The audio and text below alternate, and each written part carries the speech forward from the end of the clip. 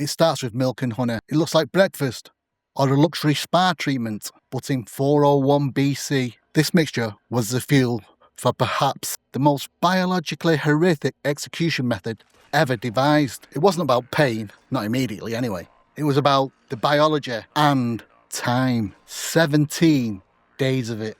I'm Carl, and welcome to more hairy history here at Bearded Banter. Today, we're examining the forensic reality of the Boast, or as the Greeks called it, Scaphism, which I believe means scooped out. And the man who suffered through it longer than anyone else, a soldier named Mithridates. To understand the punishment, you have to understand the mistake. Mithridates was a young Persian soldier. At the Battle of Cunaxa, he did the impossible. He threw a spear that killed the rebel king Cyrus. This should have made him a hero, but in the Persian court, politics is more deadly than war.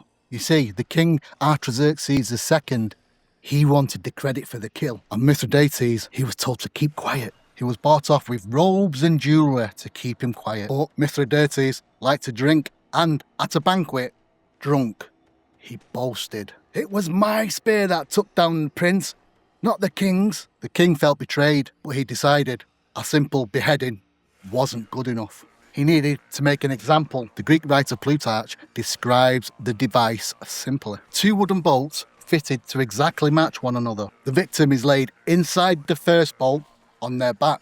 The second bolt is placed on top and sealed. Only the head, hands and feet stick out, so your body is a prisoner in a wooden shell. They don't break your bones. They don't cut you. They feed you. They force feed you milk and honey until you gag. If you refuse, they prick your eyeballs with needles until you open your mouth. Now here's the forensic reality of what they did. High sugar dairy in a lactose intolerant ancient world guarantees one thing: severe, explosive diarrhea. You're trapped in a box, you can't move, and now you begin to fill that bowl with your own waste. They tow that boat out onto a stagnant pond, so it's filled with flies and midges, you know the sort. They leave you directly under the baking sun, but they also use the rest of the milk and honey. They smear the leftover honey on your face, make sure they get your eyelids and your lips, your nose and ears, and then they wait.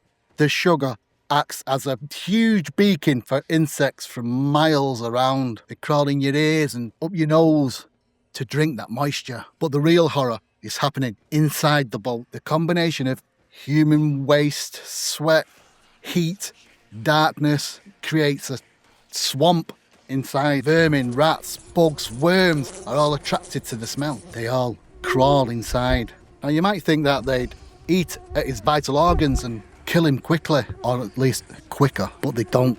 You see, carrion insects prefer soft tissue and fat. They burrow into the legs and the back to nest. They aren't just eating him, they're living inside him. And through all this, the executioners row out every day to check on him and feed him, to keep him alive. Because if he dies, the punishment ends, and the king wants him to suffer.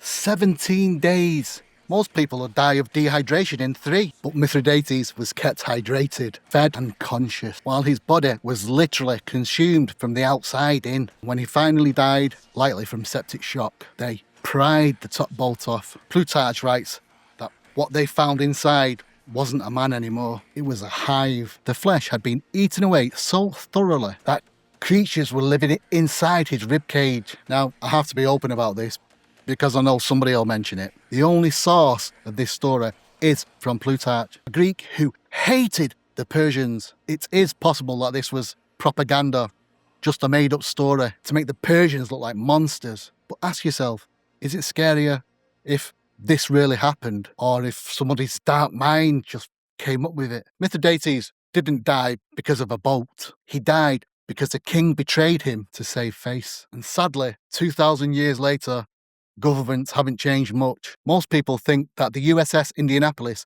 is a story about sharks, but sharks were just nature doing their job. The real monster was the US Navy command that ignored 3 SOS calls, and then the captain was made the scapegoat. Click here. The scariest thing in this history is what's in the report they tried to hide.